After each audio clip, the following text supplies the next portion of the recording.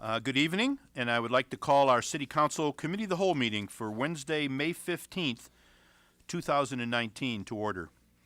You know, for our moment of silence, we've had some interesting weather over this last year. When we look at, as I found, the most precipitation in Iowa in 124 years, a record winter that we've had, in ice and cold and snow. So when I obviously talk about, and then of course the flood as well, and torrential rains during that whole process, we obviously want to thank our public works people, all of our first responders. I was at the, in addition to the public works, the Blue Mass yesterday evening. But let's take a different angle and realize we are heading into a period of spring. It looked great today and sunshiny, so let's think of the positive times before us of kids playing outside and baseball and soccer and all those other events that are happening. And let's think about the good times to come, staying focused on helping all of our citizens recover from whatever flooding challenges they faced, but more importantly, look towards the good times that are before us. So with that, a moment of silence, please.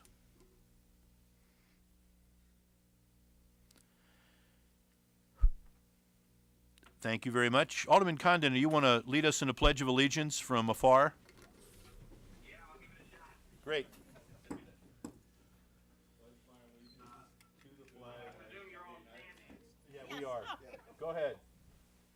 I pledge allegiance To the flag of the United States of America and to the republic for which it stands, one nation, under God, indivisible, with liberty and justice for all. Nice job. Thank you very much. Thank you, Alderman Condon. Brian, would you call the roll, please?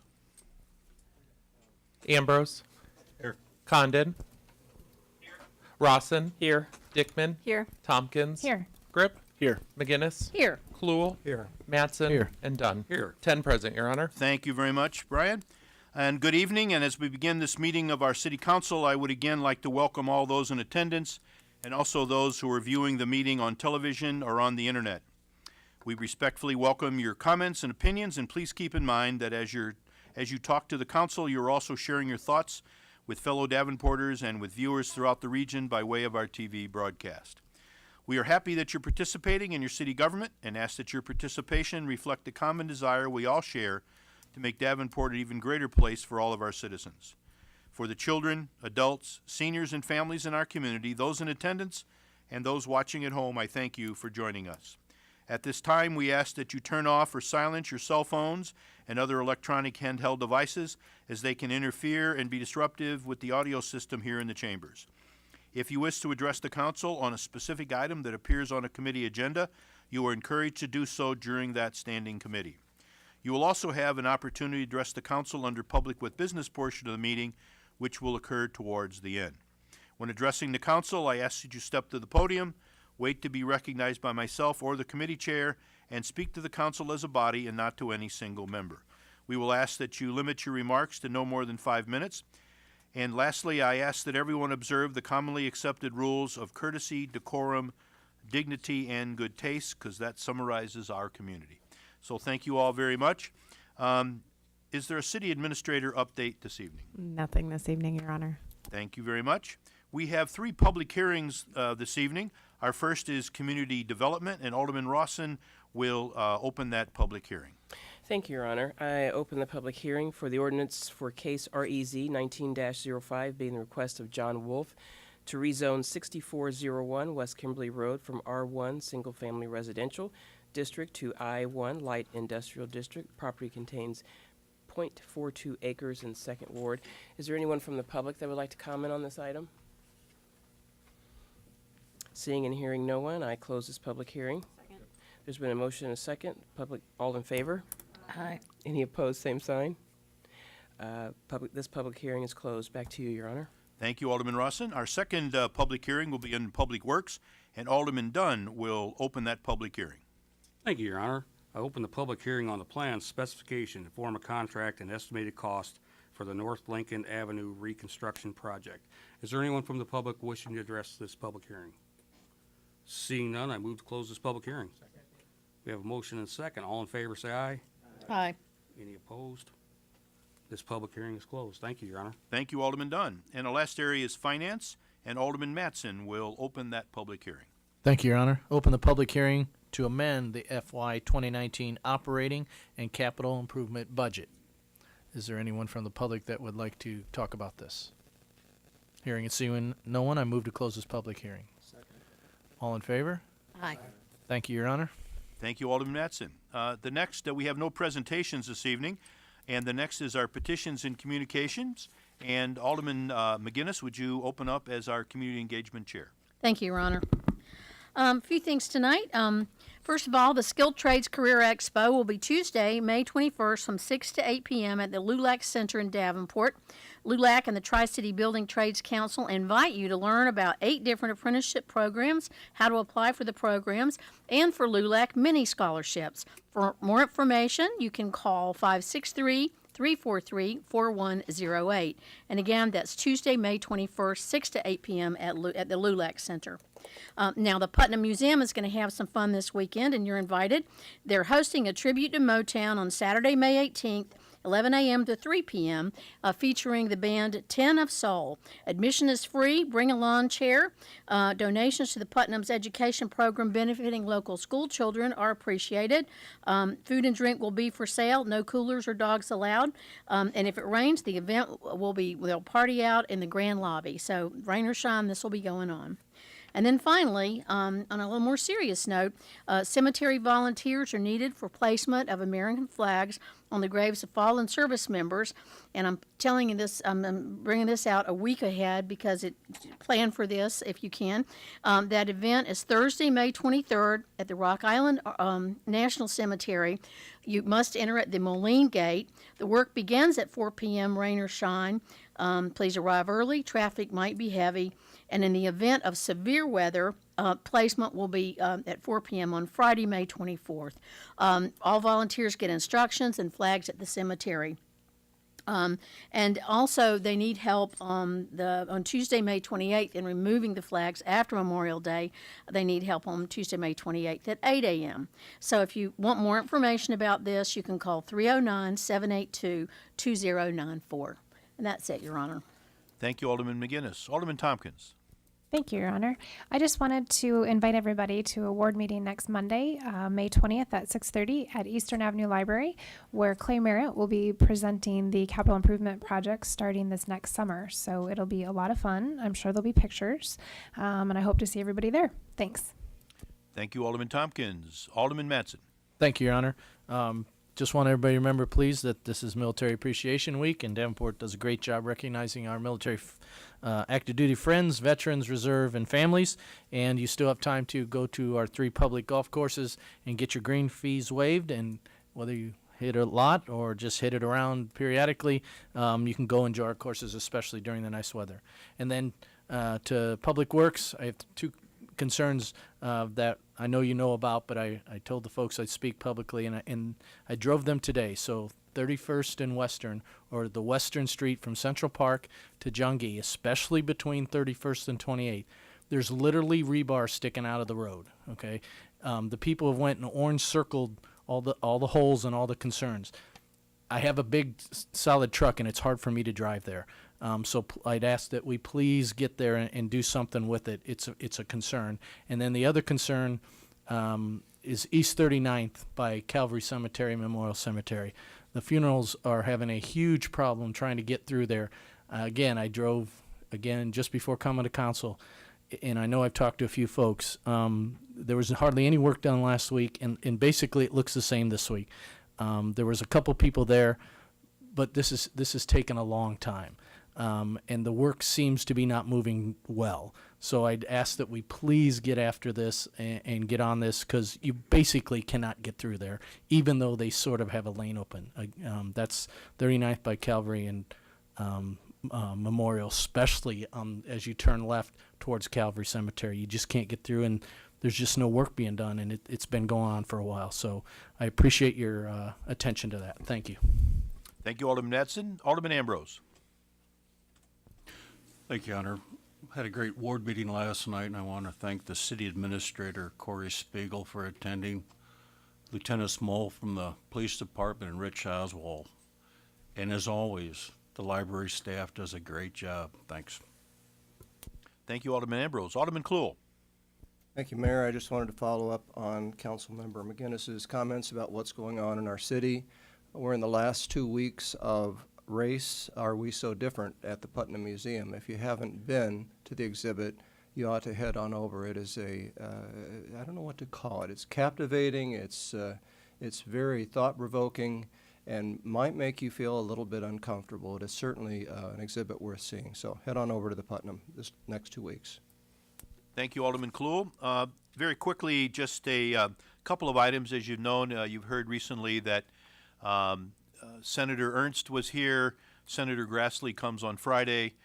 Governor Reynolds had stopped in last Friday as well, and on last Friday, Congressman Loebsack was here. Many of our state delegates, and I think we're starting getting some positive information related to support from different support organizations related to the individuals affected by the flooding, both personal, and we're working towards obviously a larger picture than that as well. So we want to thank them for being here as well and giving feedback. So just to let you know, that's going to be going on Friday. We also had, it came up today, Lieutenant General Thomas James, a 3-star general, the leading general on the arsenal, had a community event today, the different mayors and elected officials and so forth, kind of going over what First Army, and he's the commander of the First Army.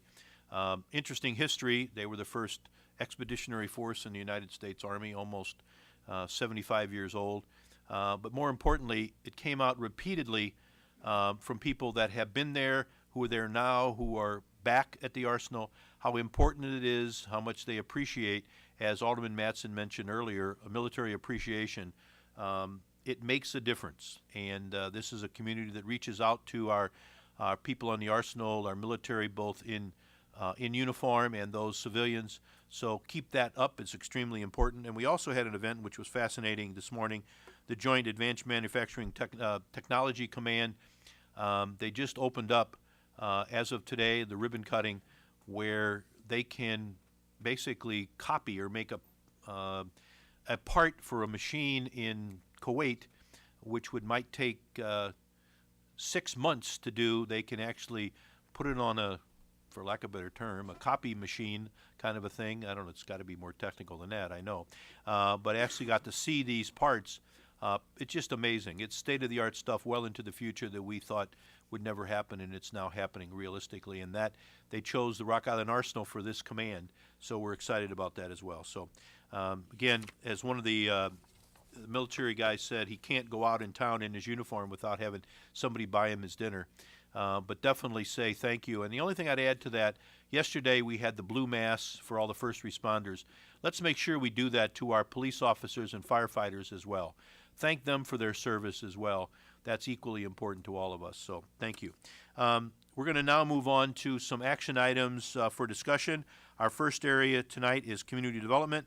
Alderman Rawson will lead the discussion, and Alderman Ambrose will set the agenda. Thank you, Your Honor.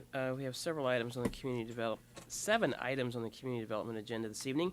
First item is a third consideration, ordinance for case ORD 19-01, being the request of the City of Davenport to amend various sections of Title 17 of the Davenport City Code entitled Zoning by correcting scrivener errors and amending certain dimensional standards.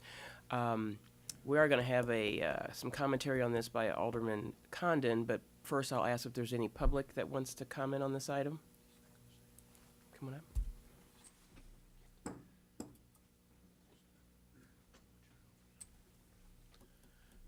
State your name and address. Tom Jacobson, 6th Ward. Good evening, Mr. Mayor, members of the council. I actually have two questions relative, I think it's item number 2, relative to the heights change in the C3 zoning district. My understanding is the C3 current height is at 50 feet. The request is to go to 55 feet. The new zoning rules allow a 10% administrative variance, which means 50 feet means 55 and 55 means 60. And as I recall, the original C3 zoning prior to the new zoning was 45 feet. There's probably not a lot of people from the public here that live, and this affects C3 zoning throughout the city. and probably not a lot of people from the public that are here to comment on it, because there's not a normal process of notification, there's no public hearings, there's no notification of adjacent property owners. Now, I'm not saying that's necessarily right or wrong, but I would think we should have input of the people that are most affected, that are adjacent to the property and are seeing a fairly large increase in the height. So my question, first of all, is this our new process for zoning, to make zoning changes without telling anybody? I legitimately would like to know that. Secondly,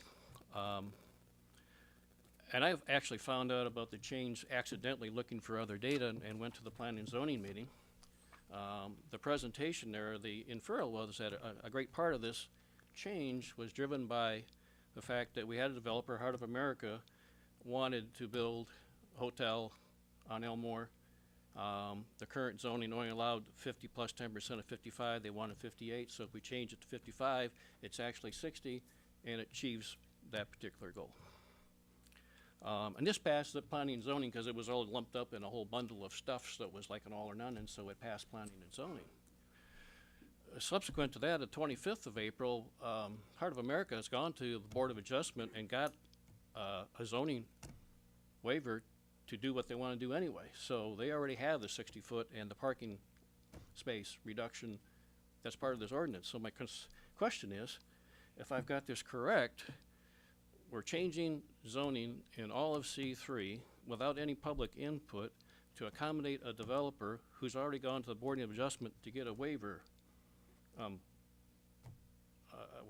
Why? Thank you. Thank you. Anyone else from the public that would like to comment on this item?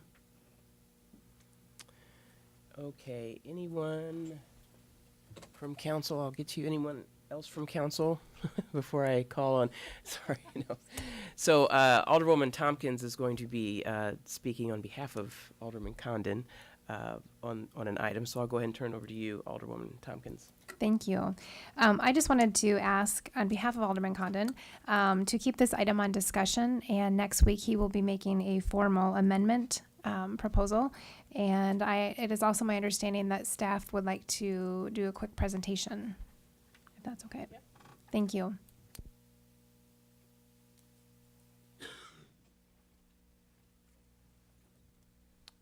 Bruce Berger, Community Planning and Economic Development. Yeah, presentation. So real quick, Alderman Condon can correct me on this, but we've had several meetings over the last several weeks, I guess, talking about a couple of changes in the new zoning code that has negatively impacted new home building in particular. And so the two in general that I believe Alderman Condon will be making a proposal about relate, one, to a 15% glazing requirement, which is windows in essence, and requiring that the front facade have at least that percentage or higher of windows. And then the second one relates to garage and how wide of a garage you can have. So what we've done, just real quick, and I know Alderman Condon, you probably can't see this, but a couple of examples of what the ordinance was trying to prohibit. And so this is a case where it's an inordinate amount of garage, and this is probably the kind of thing that 15% requirement would prevent, which is probably a good thing, however clunky it is.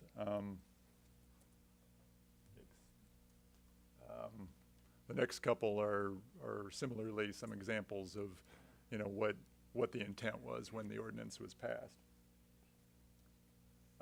But I'd like to focus on this last slide, which is just an example of something that would not pass, but I think we would probably agree this is probably something that we could live with. This is a good house. And there are many examples of this too. So this is what we've heard from several folks in the community that it's got different building materials. It's articulated a little bit in terms of the design. So it's not just a big flat facade. So I think Alderman Condon's comment was, let's work on that. We have been trying to, but quite honestly, the language and coming up with something that you can implement that works in a code, you want to keep it simple, but you also want to have something that says what you need it to say. 15% windows was easy, but it's a little bit too, it ignores some other components. So it would keep out some of the good houses as well as the bad houses, if you will. So that's, I guess, just the quick overview that I think Alderman Condon kind of wanted us to make. We'll work on the language here with legal staff over the next few days and get that out in advance. And then it'd be up for consideration to add into this as an amendment. Thank you. You're going to stay there. Alderman Ambrose. Thank you, Madam Chair. First off, Bruce, you know, we had a little bit of a discussion about this yesterday, and our efforts to reinvent the wheel after so many years and trying to do this on a timeline, I think we should probably just delete this and allow it to move through the season, and then staff can work it out with our legal department. But you know, we don't want to be pushing something that's going to impact the builders, you know, the construction trade people. You know, JJ made a great point. And on another note, you know, this gentleman had come up earlier and making some statements about lack of public input on this. And I know this has been over a year process. And when we first passed it, you know, we knew there was going to be some changes down the road. You know, he made some comments and you know, about one builder and going to the Board of Adjustments. You know, personally, you know, we got to be flexible. We got to work with our builders. We got to work with our developers. You know, we got to be a good member of the community, the neighbors. We got to look out for the neighbors. But you know, trying to push this thing through on a tight timeline, yeah, we're not going to give it the justice it needs. So, you know, JJ can, when he gets back, we'll have a further discussion on this. But you know, why be forcing something that is going to have an impact, maybe negative impact? You know, we went through many, many years at 15%, or at 5%, and we've had some great buildings and homes built. So I think we should slow it down. Alderman Mattson. Thank you, Madam Chairwoman. So I'd like someone to help the gentleman. Maybe you can work out a time to talk with him, Bruce, or something, and you know, that'd be good. I voiced previously, it still keeps coming back in my head, and people still keep asking me, and it still keeps bugging me, because we did this long study with zoning, and I think people even said, and I know Ms. McGinnis has expressed that folks in her ward sat down and went over every parcel. Other people attended lots of meetings. I know many of my colleagues here attended many meetings. I attended some, and it was a pretty in-depth process, but we've had a bunch of times now where someone has come to us and we adjust. Now, sometimes we're fine with that, and that's how it always is, because quite frankly, when someone asks us a question, it's up to us to take it on. But I am getting concerned that this is almost every cycle we're having an adjustment to the zoning that we went 2 years to do. If you could put the pictures back up, please. Okay, so, Mr. Berger, I apologize that I didn't understand exactly your communication, but so this would be in the new 15% good? This would not pass our current 15% trends. Okay, but it would pass the 5.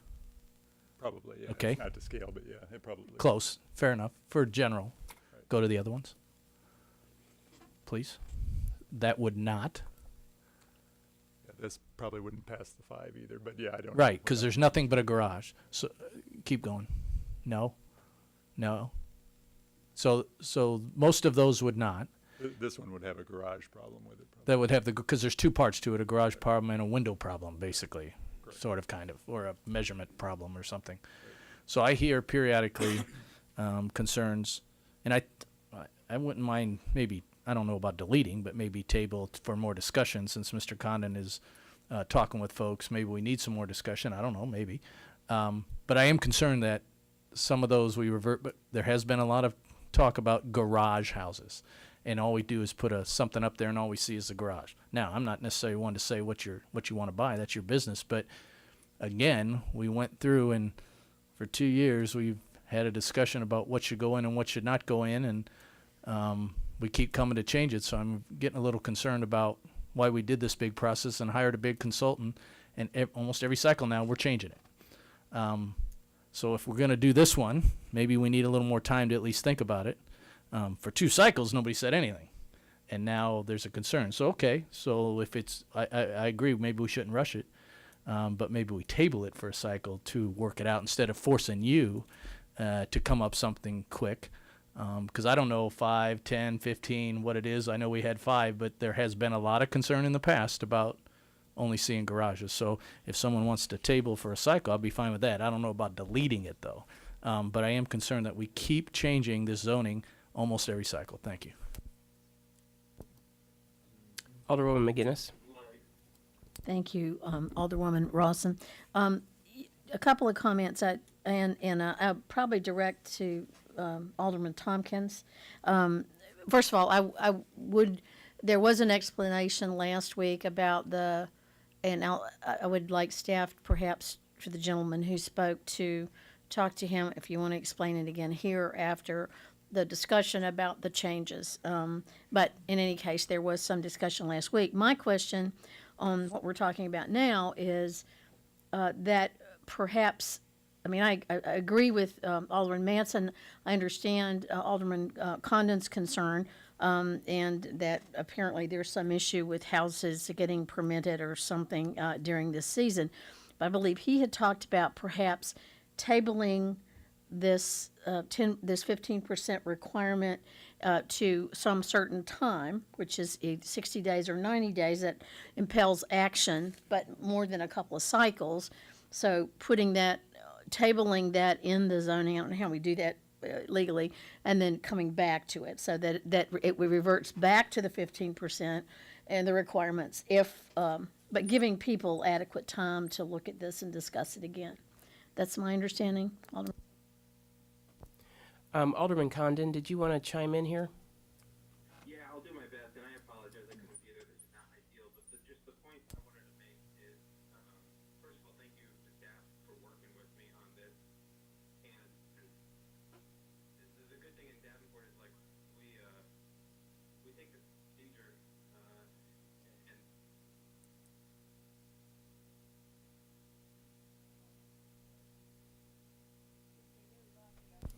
Are you still there, JJ? Hello? I think we lost him. I apologize, guys. Oh.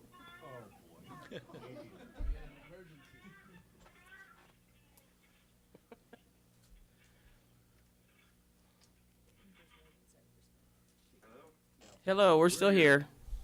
I apologize, guys. I think it's too close to my car. Can you hear me okay? Yes.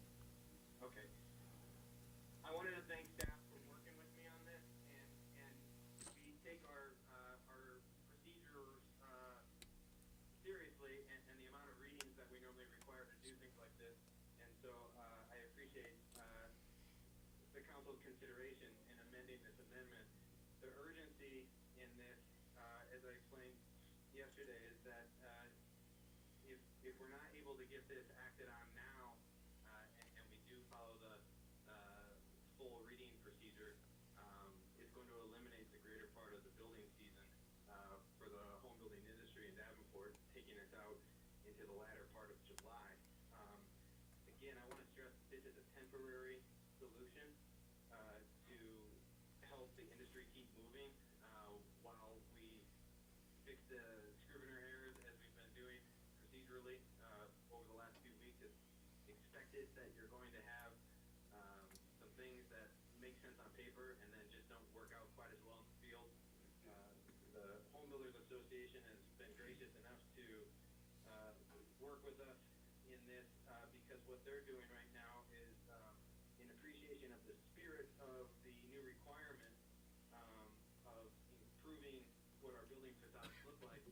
They're working right now on more of a table or a table for a lack of a better explanation, but the 15% glazing in trying to force a house to be more attractive proved to be just a little bit arbitrary because you could pass or fail and it didn't necessarily result in a more architecturally attractive home. So what we're working on with the Home Builders Association right now is if you're not able to meet the 15% glazing requirement, perhaps you can qualify by adding stone or some different building textures. All we're doing with my proposed amendment next week is kind of putting a temporary Band-Aid in place for a finite amount of time to make sure that we don't create a hardship for the building industry through the 2019 building season. Thank you, Alderman Condon. Alderwoman Tompkins? He just answered it. Sorry. Thank you. I'm going to chime in here before anyone else, just because you've spoken once already.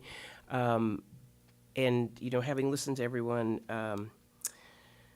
I think what Alderman Condon is proposing is actually a good course of action. I don't think this item needs to be deleted or necessarily tabled, but the Band-Aid approach, allowing staff to have the time to work with the builders to come up with more appropriate language, makes sense. But at the same time, not tabling it so that we don't have builders waiting to get started who are already ready to basically start digging in the dirt today. So it makes sense, and I would encourage my colleagues to take Alderman Condon's suggestion as far as just sort of waylaying this a little bit. That would allow staff the extra time to come back with better language than what currently exists. So with that, I will go back to Alderman Ambrose.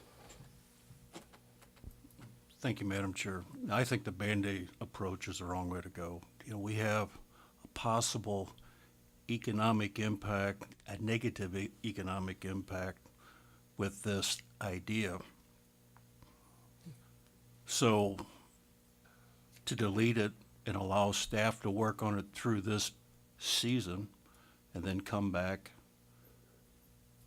you know, come fall and winter, you know, the season's over with, the builders had their opportunity, and, you know, we've had plenty of time to do good due diligence and get this thing figured out. So, you know, I disagree about the Band-Aid approach. You know, that's not the way to go. That's unprofessional.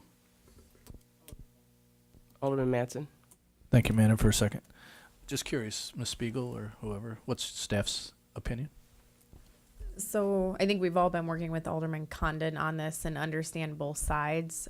From the staff's position, when we took on the zoning ordinance update, it was a Herculean project with a ton of involvement meant to modernize this city, and having quality neighborhoods is something I hear every single one of you talk about, and the design of homes is a piece of quality neighborhoods. So I think having 60 or 90 days to work with the builders to come up with a reasonable accommodation that, you know, if it's not just windows, if it's windows and materials and ways to articulate the front so you don't feel like all you're looking at is a 3-car garage, I think that's completely reasonable. Thank you. And if I can clarify, Ms. Spiegel, your commentary was not supporting a deletion or a tabling, but to do the interim step of...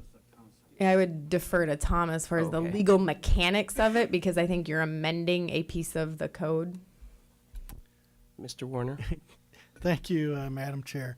Yes, what my understanding of what you'll be doing here next week, when Alderman Condon offers his amendment, is to put into effect a rule that will sunset 60 to 90 days out, and it will give more flexibility during that period or relief from the 15% requirement that's currently in place.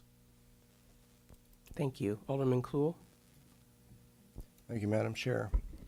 I appreciate the several meetings that Councilmember Condon had with the business community on this issue, and I think it's probably very hard for a 10-member panel to move very quickly on these issues, because we certainly got various views and considerations. I I think if staff is comfortable with a 60 to 90-day window, that this provides an opportunity to move forward in a flexible and adaptive manner. I would like to I appreciate my fellow aldermen's offers to have CPED folks talk with Mr. Jacobson, but his questions came out in public venue, and I wonder, I have talked with Matt about this last couple of days. Matt, if you're comfortable answering or talking to those two questions regarding making changes without adequate notification and the situation with the variances granted by the ZBA Advisory Board in relation to what we're doing here tonight. Sure. Matt Flynn, Community Planning and Economic Development. First of all, when we talked about the question about notice, recall that we did not notify everyone in the city when we adopted the new code. Now, we're not talking about a situation like this in this case, but we have several, I will say, major C3 zoning districts in the city. And those include the West Kimberly Walmart area, the West Kimberly Hy-Vee area, the big commercial area that extends from Village Shopping Center to North Park down to the Lou Jacks complex. We've got the East Kimberly Hy-Vee. We've got the Spring Village Center, and we've got the Elmore corridor up to Walmart, where the zoning then transitions to that CE commercial, Elmore Corners district. So we would be talking, if we were looking at areas around those districts where we were changing the height, we'd be talking about thousands of notifications. Now, what we did do in response to this question, how many properties were we actually going to be impacting?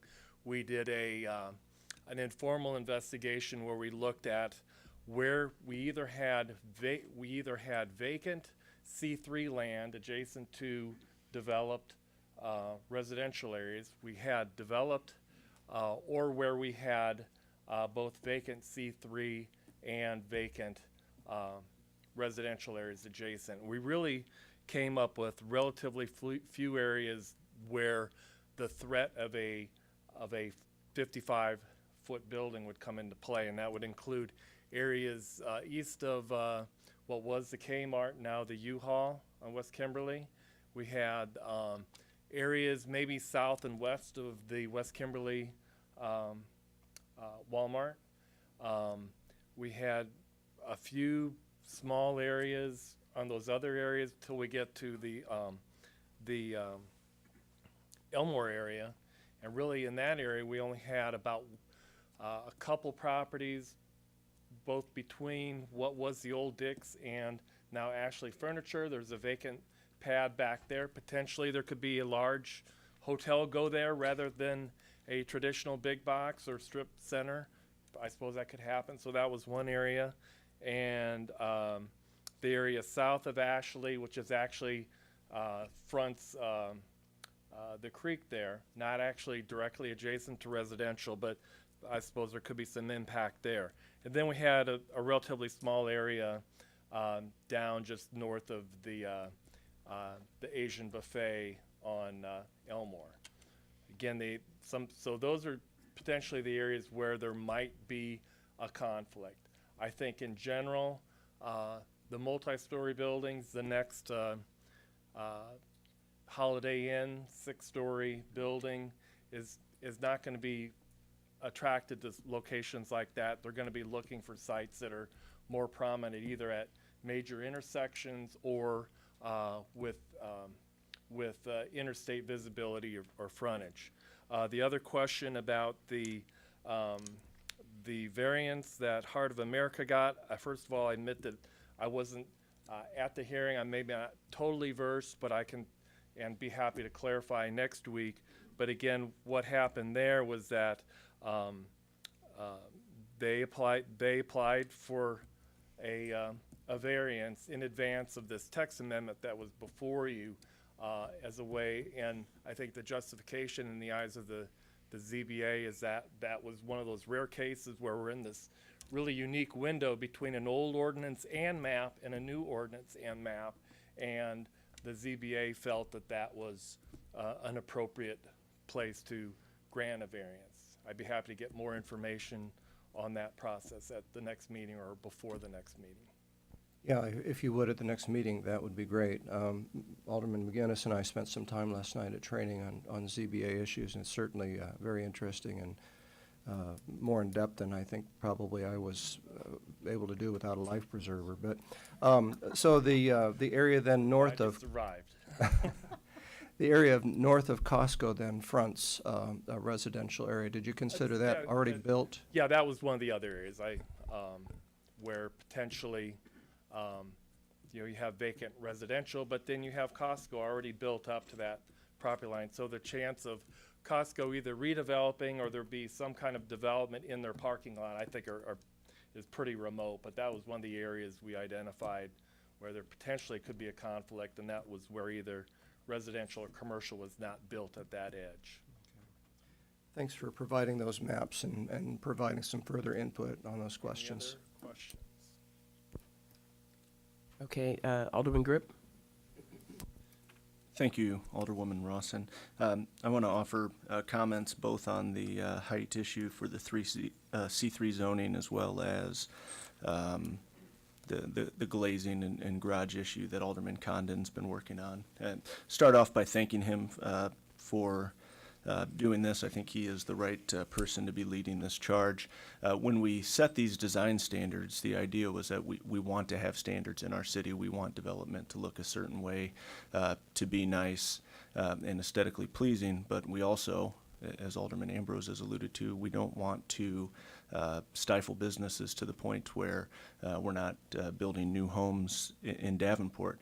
So I am in support of what Alderman Condon's proposal will be next week, which is to kind of give it 60 to 90 days. And as I understand it, we're going to revert back to what the standards were before we approved the zoning change just a little while ago. So we're going back to what the standards have been for a while, so we're not losing anything. It's not going to be the Wild West, but it is going to give us time to come to a resolution to ask the users, the home builders, okay, we want design standards. Here's what we need, what will work for you so that you can still continue to build homes in Davenport. So thank you to Alderman Condon for leading that, and I'll be in support of that next week. Now, as far as the height issue goes in C3 zoning, the thing I would say is that I agree with Mr. Jacobson. We certainly shouldn't be changing a zoning ordinance for one project that's coming before us. And it sounds like if it's already passed at the ZBA level, that's a moot point. But I think that there's two questions we have to ask ourselves on the council here. The first is, did this project reveal a gap in our zoning code? Did it point out something in our code where we fell short? Question number one. And if that's true, is 55 feet appropriate for C3 zoning? And that's the second question I think we need to ask. Personally, I feel like 55 feet is appropriate for C3. But again, that's why there's 10 of us and we each need to ask ourselves that question. Thank you. Thank you. Mayor Klipsch? Yeah, thank you, Madam Chair. Just as a clarification for those watching at home or those in attendance tonight, and I know my colleagues are already aware of this, we're not voting on this tonight. We're basically deciding we want to discuss this more next week. So it would not go on a consent agenda item. It would be something that we've decided to discuss. Alderman Condon has given us a heads up of what he's thinking about proposing as an amendment, but we're not voting on anything this evening. We're just having a good discussion this week and let everybody know we're going to continue to discuss this next week. So thank you, Madam Chair. Okay, thank you. Seeing no one else, this item will be moved to discussion. Item number 2 is a second consideration ordinance for case REZ 19-02, request of Jennifer Smith, SJ 56 LLC Russell, to rezone Lot 1 of Crow Valley Plaza, 12th edition, from CT Commercial Transitional District to COP Commercial Office Park. Property contains 9.58 acres and is located on East 56th Street, east of Utica Ridge Road. I did spend some time with staff delving into this.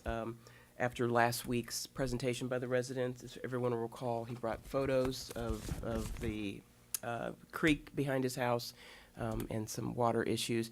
And I wanted to have Brian come up first and just sort of explain through some of that, if you would, please.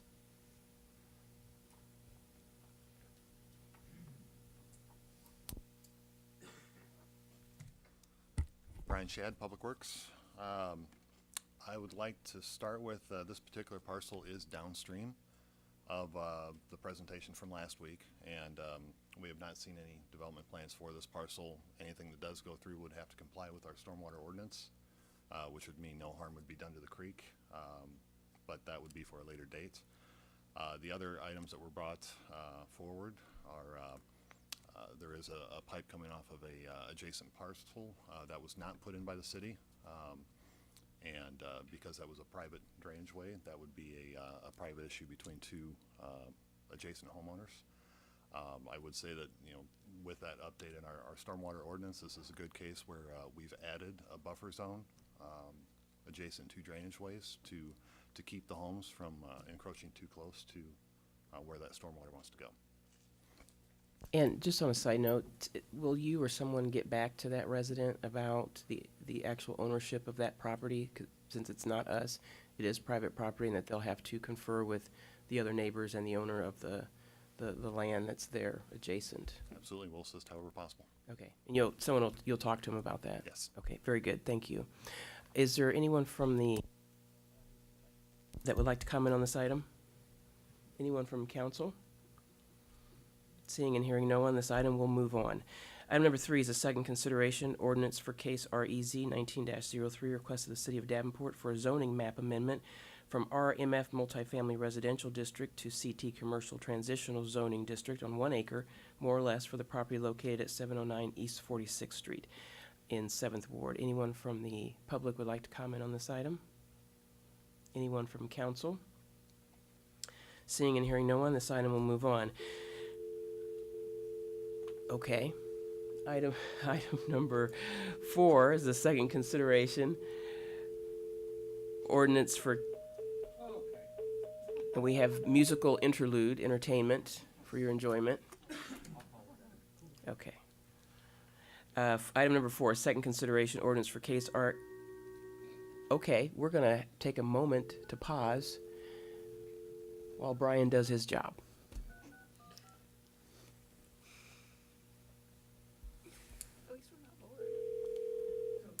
It could have been a better musical interlude, like dance music or something. The ringback tones. You know, something fun. Are you hanging up on him?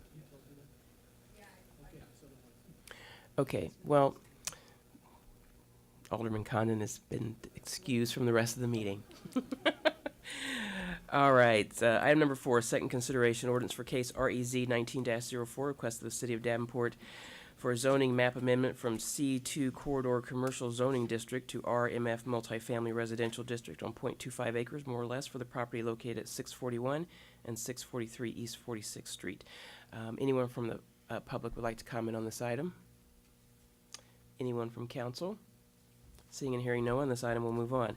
Item number 5 is a first consideration ordinance for case REZ 19-05, request of John Wolf to rezone 6401 West Kimberly Road from R1 Single Family Residential District to I1 Light Industrial District. Property contains 0.42 acres. Anyone from the public would like to comment on this item?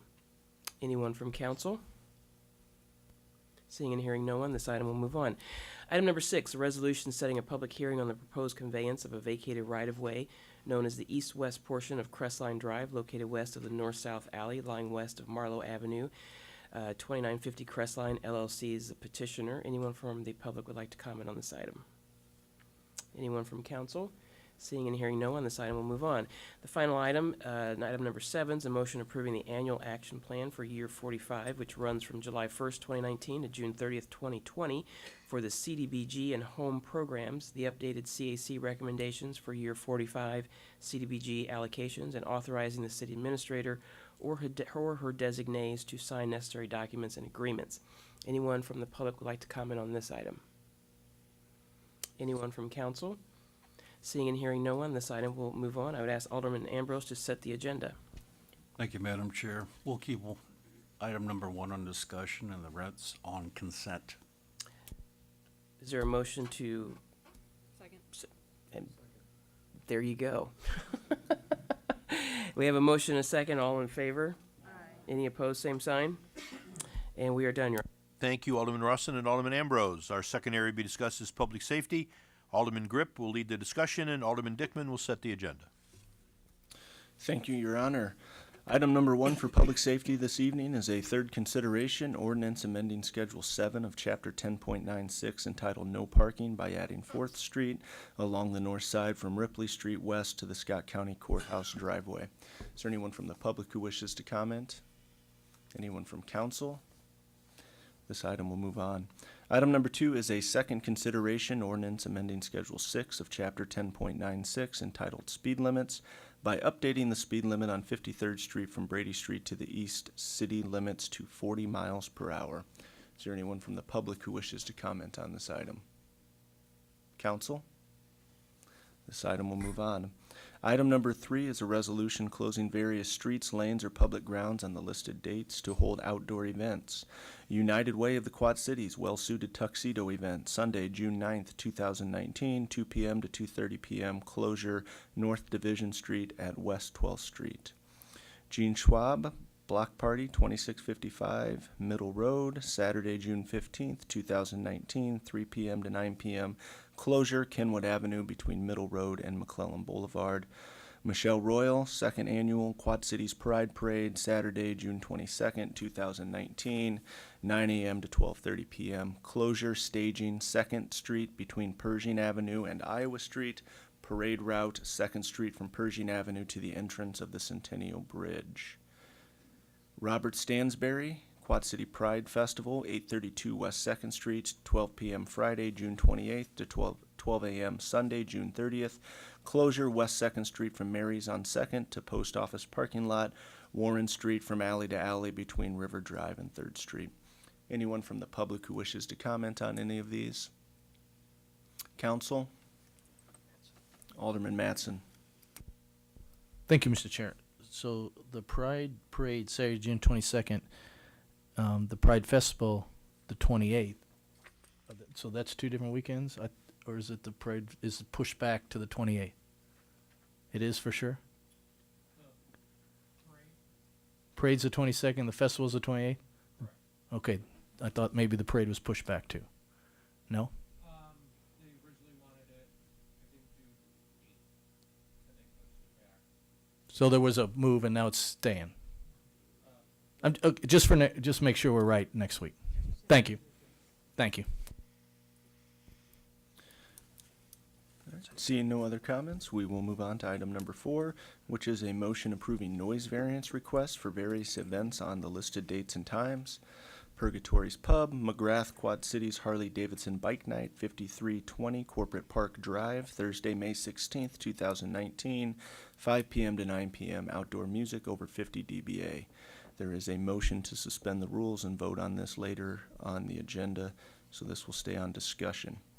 Purgatory's Pub, McGrath Quad Cities Harley-Davidson Bike Night, 5320 Corporate Park Drive, Thursday, June 2nd, 2019, 5 p.m. to 9 p.m., Thursday, July 18th, 2019, 5 p.m. to 9 p.m., and Thursday, August 15th, 2019, 5 p.m. to 9 p.m., outdoor music over 50 dBA. City of Davenport, Party in the Park, Thursday, June 13th, 2019, 5:30 p.m. to 7:30 p.m., Cork Hill Park. Thursday, June 27th, 2019, 5:30 p.m., 7:30 p.m., Van Buren Park. Thursday, July 11th, 2019, 5:30 p.m. to 7:30 p.m., Peterson Park.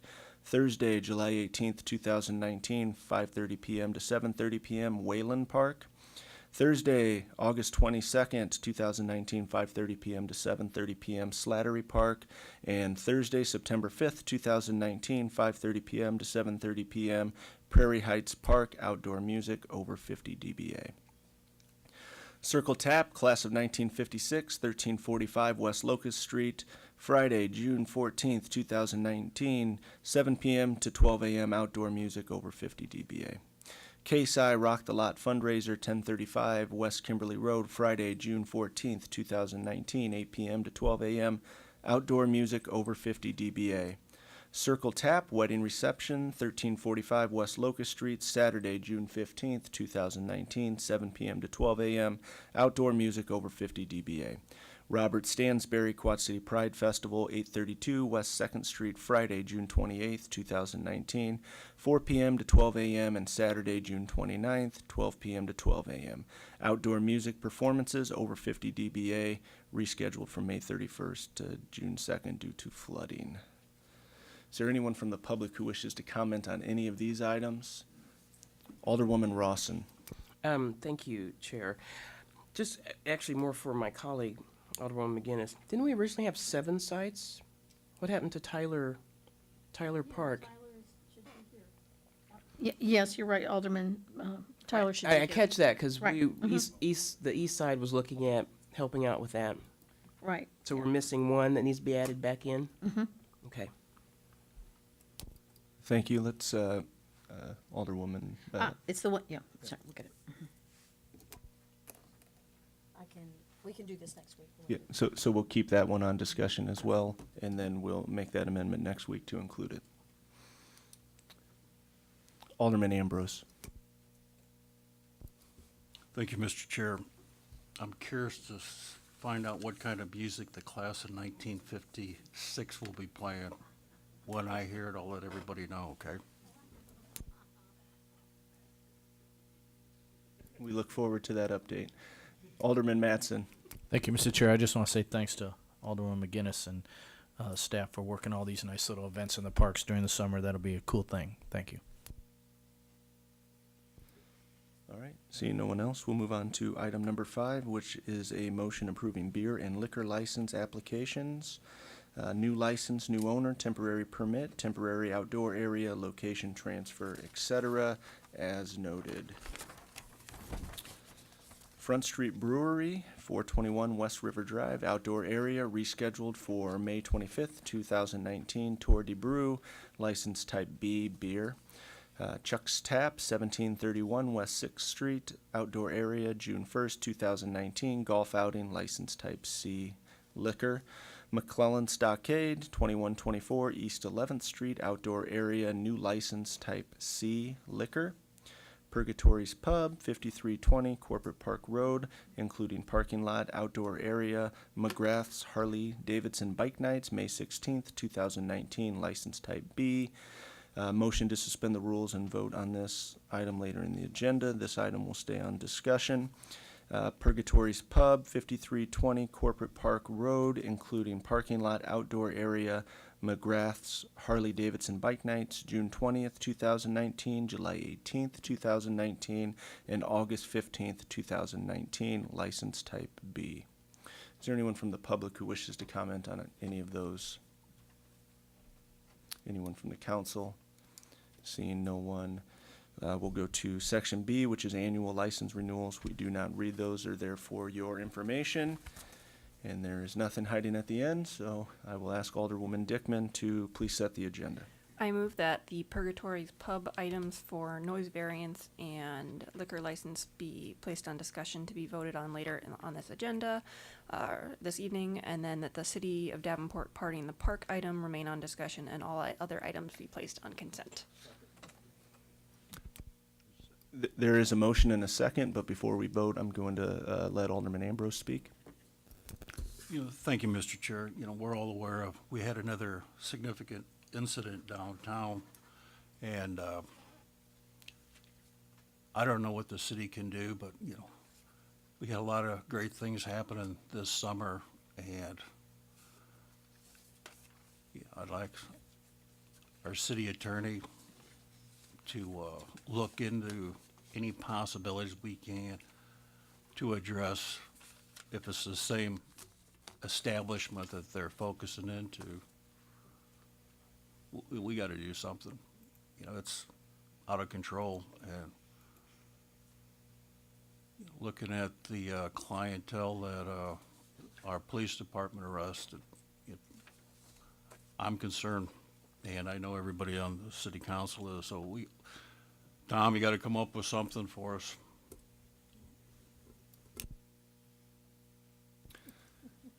Thank you, Alderman Ambrose. Seeing no one else, there has been a motion and a second. All in favor? Aye. All opposed? That concludes public safety this evening, Your Honor. Thank you, Alderman Grip and Alderman Dickman. Our third area to be discussed is Public Works. Alderman Dunn will lead the discussion. Alderman, let's see, and Alderman Grip will set the agenda. Thank you, Your Honor. We have 12 items on the Public Works agenda this evening. Item number 1 is a resolution accepting the Jungie Park Bike Path Reconstruction Project completed by Langman Construction Incorporated of Rock Island, Illinois. The project was completed with a final contract amount of $173,595.17.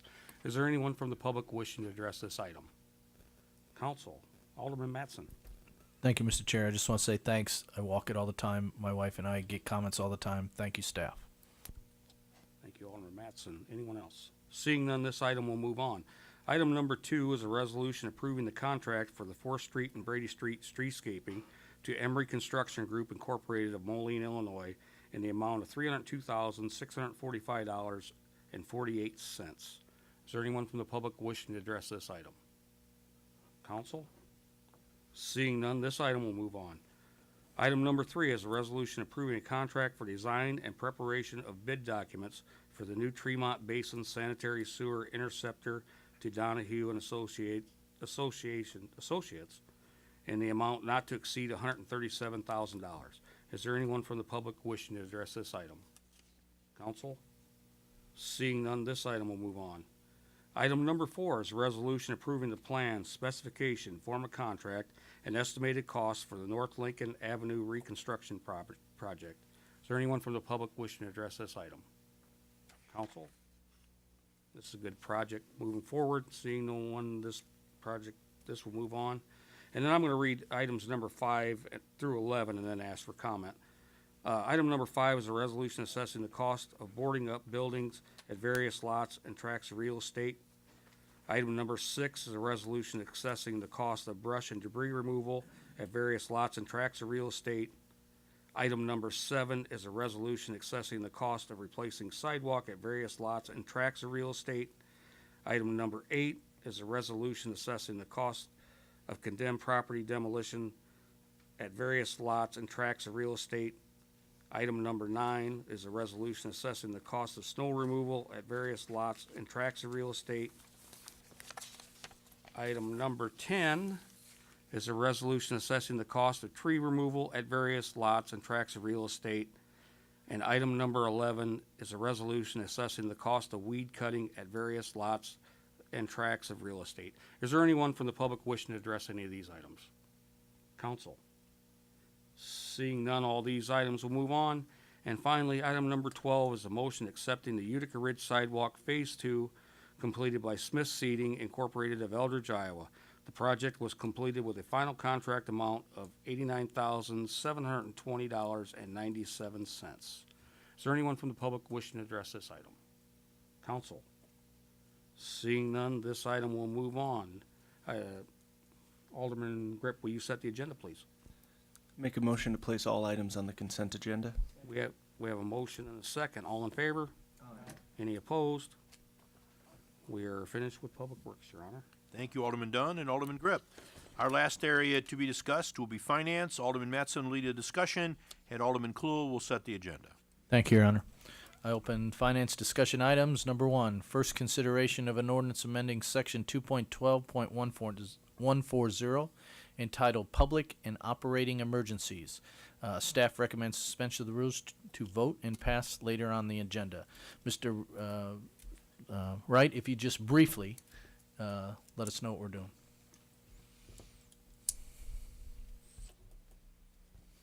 Yeah, Brandon Wright, CFO and Assistant City Administrator. Essentially what this does is it facilitates that flood response purchasing mechanism, updates the code so that it kind of reflects today's current operating environment, so that we can kind of more quickly move through that purchasing process. So essentially does that, make sure that we are accountable to the City Council for that. Right. It gives you a little more reaction and gives us a little more accountability. Correct, yep. Thank you very much. Is there anyone from the public that would like to discuss this? Council. Very good. Number 2 is a resolution setting a public hearing on the proposed conveyance of a city-owned partial Golf 0049-40, 1125 West 7th Street to the 180 Zone, Inc., petitioner 180 Zone. Anyone from the public like to talk about this? Council. Very good. Number 3 is a resolution amending the FY 2019 operating capital improvement budgets. Again, Mr. Reddick briefly just highlights. Please.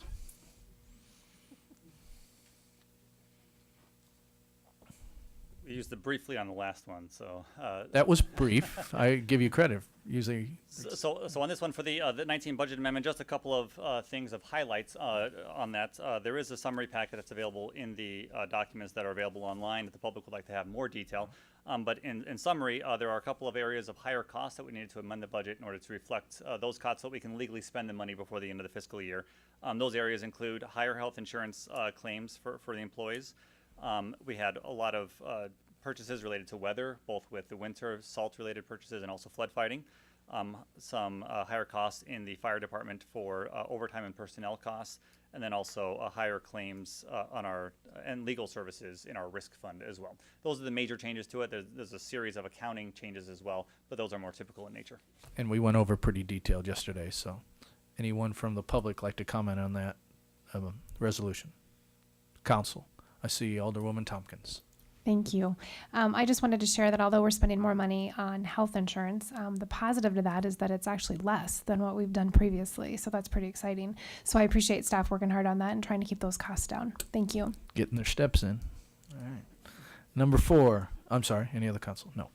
Number 4, resolution approving the blanket contract for the purchase of hot mix asphalt. Thank gosh. From Tri-City Blacktop of Bettendorf in the amount of $53.50 per ton, and a backup contractor, McCarthy Improvement Company of Davenport, in the amount of $55 per ton. Anyone from the public like to comment? Council.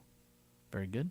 Number 5 is a motion authorizing the Public Works Director to waive permit fees for residents and businesses impacted by flooding during the spring 2019 events for those properties with a completed damage assessment by the City of Davenport. Anyone from the public? I'd like to offer a consideration, talking with folks if we should just suspend and do that now, or later, or at least next week. So I'll offer that. If someone wants to move that, I'd certainly support that. I would make that motion. Okay, there's a motion. Is there a second? Second. Very good. To do it today or do it next week? I think what we could do is just account for these and not bill them out. And when you pass it next week, anything that happened in between Roger will that. be fine. Thank you, sir. Okay, anyone else? Mr. Cool, your mic's. Roger that. Okay, I'll ask Alderman Clue if you'd recommend an agenda. There are purchases of $10,000 to $50,000. You see them there. And let's see, we have another ordinance. That's later. Okay, thanks. Thank you, Mr. Chair. Noting that the first item will move forward as an action item later during this meeting, recommend that, or I move that items 2, 3, and 4 be moved forward to consent agenda 5 as a discussion item. Okay, is there a second? Okay, all in favor? Any opposed? Very good. Back to you, Mayor. Thank you very much, Alderman Mattson and Alderman Kluel.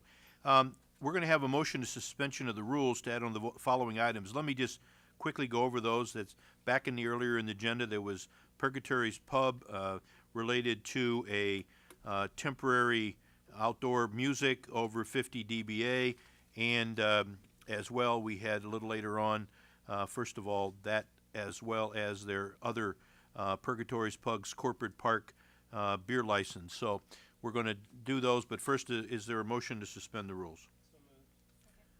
It's been moved and seconded. Roll call, please. Mattson, Yes. Dunn, Yes. Ambrose, Condon's no longer here. Rawson, Yes. Dickman, Yes. Tompkins, Yes. Grip, Yes. McGinnis, Yes. Cluel, Yes. 9 yeses, Your Honor. Thank you. So we have a motion approving the following noise variance request. Purgatory's Pug, McGrath, Quad Cities Harley Davidson Bike Night, 5320 Corporate Park Drive, Thursday, May 16, 5 p.m. to 9 p.m., outdoor music over 50 dBA. Is there any public with comments on that item? Seeing no one, will an alderman move the motion? So moved. It's been moved and seconded. Any discussion? Seeing none, roll call, please. Dunn, Yes. Ambrose, Rawson, Yes. Dickman, Yes. Tompkins, Yes. Grip, Yes. McGinnis, Yes. Cluel, Yes. and Mattson. Yes. 9 yeses, Your Honor. Thank you. That motion has passed. We have the other one is the new license, new owner. Again, it's temporary outdoor area, Purgatory's Pub, and again, that's 5320 Corporate Park Drive, including the parking lot, outdoor area, McGrath's Harley Davidson Bike Night, May 16, 2019, license beer. Is there any public with comment on that item? Seeing none, will an alderman move the motion? It's been moved and seconded. Any discussion from the alderman? Seeing none, Brian, would you call the roll, please? Ambrose. Yes. Rawson. Yes. Dickman. Yes. Tompkins. Yes. Grip. Yes. McGinnis. Yes. Cluel. Yes. Mattson. Yes. And Dunn. Yes. 9 yeses, Your Honor. Thank you very much. And that motion is passed. We have a first consideration against ordinance amending section 2.12.140 entitled Public and Operating Emergencies. Is there any public with comment on this item? Seeing no one, and we've had it explained a little bit earlier, will an alderman move the first consideration of the ordinance? Any discussion by anyone? Seeing none, would you call the roll, please? Rawson. Yes. Dickman. Yes. Tompkins. Yes. Grip. Yes. McGinnis. Yes. Cluel. Yes. Mattson. Yes. Dunn. Yes. And Ambrose. Thank 9 you. As yeses. we talked to staff, the consideration moves now. It moves to the second consideration. Staff recommends suspension of the rules and passage on first consideration. A motion for suspension of the rules has been, and well, first of all, is there a motion for suspension of the rules on this item? Is there a roll call, please? Rawson. Yes. Dickman. Yes. Tompkins. Yes. Grip. Yes. McGinnis. Yes. Cluel. Yes. Mattson. Yes. Dunn. Yes. And Ambrose. 9 yeses, Your Honor. Thinking we're actually looking at passage of second and third considerations. Is there any public with comment on this item? Seeing no one, will an alderman move the second and third considerations of the ordinance? It's been moved and seconded. Any discussion? Seeing none, roll call, please. Dickman. Yes. Tompkins. Yes. Grip. Yes. McGinnis. Yes. Cluel. Yes. Mattson. Yes. Dunn. Yes. Ambrose. And Rawson. Yes. 9 yeses, Your Honor. Thank you, and that ordinance is adopted. Are there any public with business this evening? Yes, sir, please come up. Again, if you would, your name and address, please. This is Tom Jacobson, 6436 Woodland Court. I'm a resident in the 6th Ward and actually speaking on behalf as the president of the Jersey Farms Neighborhood Association. Some of you actually were on council back in late 2014 when we had some discussion relative to a casino project that went in just north of Jersey Farms. The resolution approving case F14-11, which was the final plat of the River 80 District, which essentially was the casino district north and east of Jersey Farms, had a series of conditions stated in that and some negotiated conditions from that period of time. Item number 26 on that was in regard to building height on the properties immediately adjacent to Jersey Farms, particularly on the north and the northeast of Jersey Farms, of a 50-foot building height restriction to offer some transitional zoning from residential to the commercial to across Veterans and Elmore where the casino is now.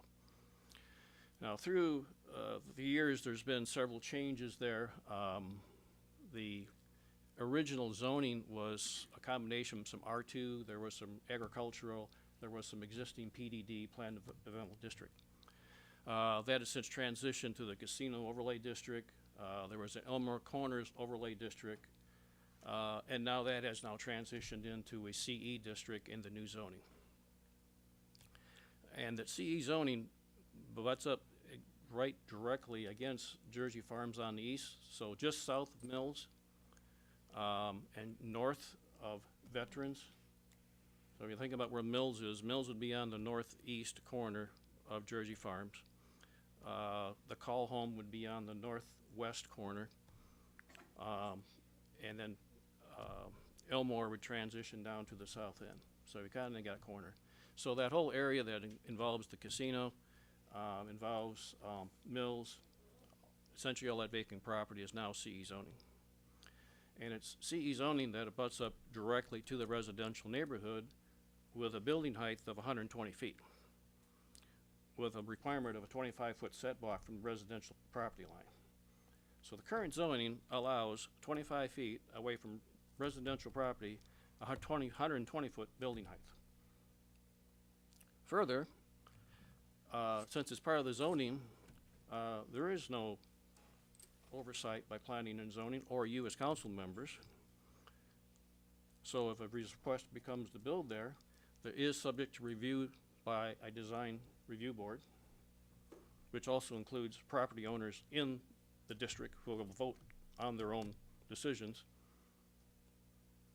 So our request, and I understand this is just simply an information thing here, but we'd certainly like request a reinstatement of the zoning of the, offering some transitional zoning and protection for the area, the residential area immediately adjacent to that. We recognize farther away where the casino are, there's going to be a larger development, there may be 110 feet, we recognize that.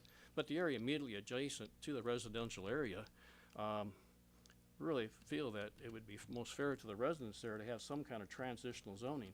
Is it was immediately to the east at PDD required at that point when it was still BDD that any site plan submitted would have to be subject to review by city council. That essentially has been eliminated by the zoning that's now in place. So our request is a consideration to figure out a solution to offer some kind of transitional zoning from residential to 120-foot commercial, 120-foot high, and plus the 10% administrative variance from the residential area. Appreciate your consideration. Thank you. And I guess we would ask that you speak to CPED, give them that information as well, if you would. We have. Thank you. Anyone else with comments this evening? Are there, seeing none, are there any other reports of city officials? Seeing none, is there a motion to adjourn? Moved and seconded, all in favor say aye. Any opposed, same sign. Thank you. Good evening. Adjourned.